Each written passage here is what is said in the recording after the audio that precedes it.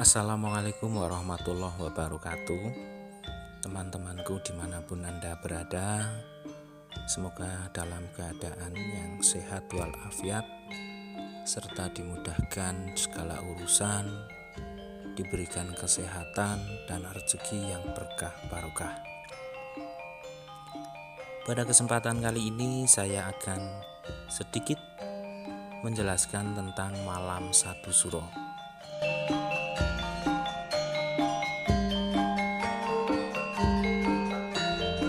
Istilah suro yang telah lama dikenal oleh masyarakat Indonesia khususnya Jawa berasal dari kata asyuro dalam bahasa Arab yang berarti ke-10. Maksudnya tanggal 10 bulan suro. Istilah itu kemudian dijadikan sebagai bulan permulaan hitungan dalam takwim Jawa.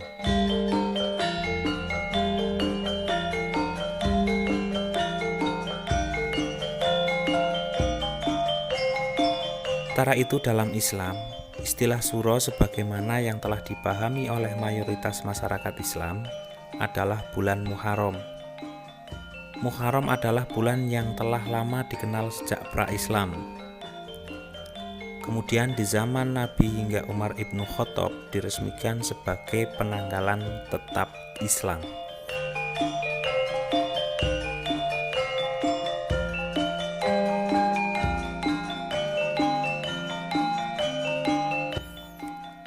Secara etimologis, Muharram berarti bulan yang diutamakan dan dimuliakan. Makna bahasa ini memang tidak terlepas dari realitas empirik dan simbolik yang melekat pada bulan itu. Karena Muharram syarat dan berbagai peristiwa sejarah baik kenabian maupun kerasulan. Muharram dengan demikian merupakan momentum sejarah yang syarat makna. Disebut demikian karena berbagai peristiwa penting dalam proses sejarah terakumulasi dalam bulan itu. Beberapa peristiwa penting terkait dengan suro, misalnya peristiwa para nabi dan rasul Allah. Nabi Adam alaihissalam diterima taubatnya ketika masih berada di surga, dan ketika itu pula Adam dan Hawa sedang beribadah kepadanya. Nabi Idris memperoleh derajat luhur atas sikap kasih sayangnya terhadap sesamanya. Nabi Isa memperoleh anugerah kitab Taurat ketika berada di Bukit Tursina, Sinai. Nabi Nuh terlindungi dari bahaya banjir bersama umatnya yang patuh. Nabi Ibrahim terhindar dari bahaya api dan fitnah Raja Namrud.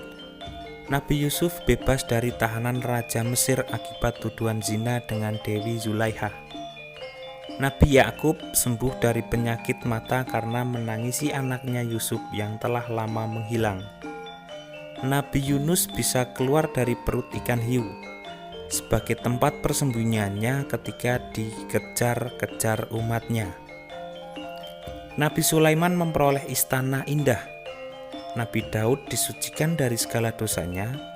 Nabi Musa selamat dari kejaran Fir'aun dan kaumnya, Bani Israel.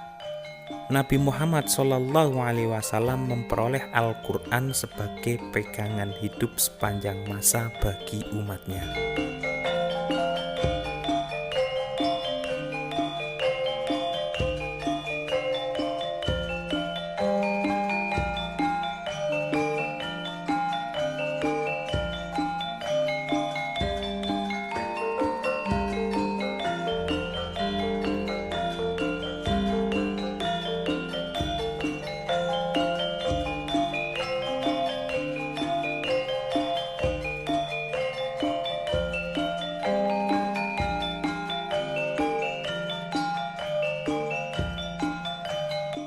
Setiap menyambut bulan Muharram, umat Islam sedunia menyadari pentingnya makna bulan Muharram. Sejak itu pula Muharram yang menjadi permulaan bulan diperingati sebagai awal kebangkitan. Di bulan ini, sambil memperingati tahun baru Hijriah, umat Islam menyelenggarakan berbagai kegiatan Islami yang bermanfaat. Imbasnya pun ke Indonesia. Berbagai seminar dalam satu dasawarsa ini diadakan di mana-mana untuk menyambut abad kebangkitan. Tetapi seringkali kita menyaksikan ada keganjilan dalam setiap peringatan bulan itu. Banyak kepercayaan bersifat dongeng, mitos, dan irasional. Pada malam satu suro misalnya, orang beramai-ramai mengunjungi tempat-tempat yang dianggap sakral dan keramat. Ada yang datang ke makam lalu membakar kemenyan, minta kekayaan, minta banyak rizki, minta laris dagangannya, minta cepat naik karirnya, minta segera mendapatkan jodoh. Ada yang datang ke laut dengan melemparkan makanan atau kepala kurban, biasanya kerbau, yang dianggap sebagai sedekah laut. Demikian juga di Seduda. Ini salah satu tempat di Nganjuk. Misalnya setiap tanggal 15 Muharram banyak kalangan muda dan mudi yang berdatangan di tempat itu. Mereka berkeyakinan bahwa siapa yang mandi pada tanggal itu bisa awet muda, panjang umur. Selain itu, tradisi mencuci keris banyak juga dilakukan pada bulan itu. Bahkan di Gunung Kemukus di Sragen, Jawa Tengah, ada semacam legenda. Barang siapa yang menginginkan jodoh, maka mereka harus berbuat mesum di tempat itu. Naudzubillah.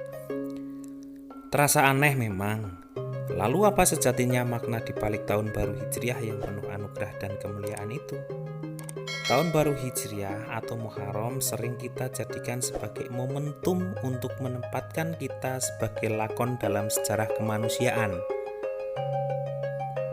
Setiap kali ingat Muharram kita menjadi optimis, karena pada momen itu Islam pernah membawa bendera peradaban dunia. Pertanyaannya adalah, bisakah Islam bangkit kembali sebagaimana yang pernah ditulis oleh ilmuwan Barat, bahwa Islam ketika itu adalah jaya.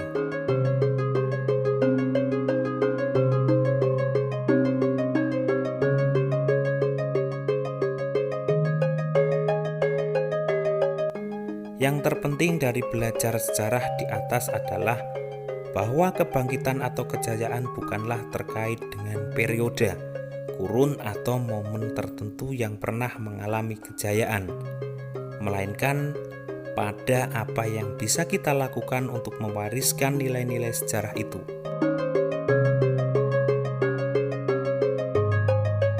Allah akan merubah nasib kita, peradaban kita, jika kita mau merubah peradaban kita sendiri tanpa terikat oleh momen dan kurun waktu tertentu. Pada bulan Muharram itu pula Tuhan membuka luas rahmat-Nya, sehingga manusia dianjurkan untuk berlomba-lomba memperoleh rahmat itu. Tetapi sayang, kebanyakan orang tidak paham dengan peristiwa itu. Mereka justru banyak melakukan penyimpangan-penyimpangan pada bulan itu. Mereka juga tidak bisa menangkap kata-kata bijak dari moyang kita dulu. Ungkapan mandi dalam satu surah itu saja juga disalah mengertikan. Lalu apa arti mandi itu? Mandi berarti membersihkan dan mensucikan kotoran atau najis.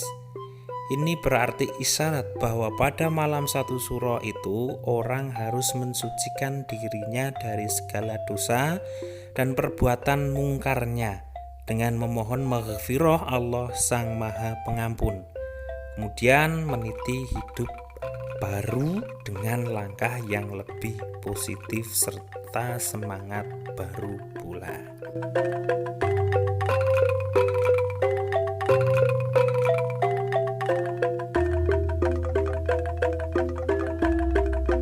Berbagai macam adat dan budaya memang harus kita lestarikan. Dengan catatan, kita juga harus paham betul apa yang kita lakukan itu tidak menyimpang jauh dari aturan agama, dari syariat agama, khususnya agama Islam. Banyak sekali orang-orang yang keblinger, banyak sekali orang-orang yang salah mengartikan tentang satu suro. Kita sebagai umat muslim sangat menghargai sekali kebudayaan, adat istiadat khususnya orang Jawa, yang mana sangat menjunjung tinggi adat kebudayaan Jawa.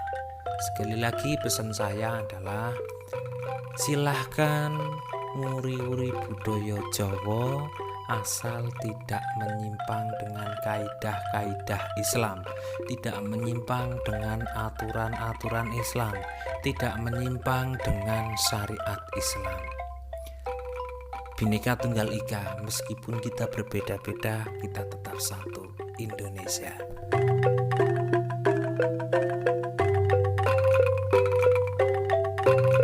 Demikian yang bisa saya sampaikan teman-teman semua, sedulur-sedulur semua, saudara-saudaraku semua di seluruh Nusantara. Semoga bermanfaat, semoga berguna buat kita semua, semoga bisa kita kuatkan iman Islam kita. Ada kurang lebihnya saya mohon maaf yang sebesar-besarnya. Alangkah baiknya bagi teman-teman, sedulur-sedulur, saudara-saudaraku yang baru saja menonton video ini, silahkan untuk subscribe, like, dan komen. Juga silahkan di-share apabila video tersebut dirasa bermanfaat buat saudara-saudara sekalian. Demikian saya akhiri. Wassalamualaikum warahmatullahi wabarakatuh.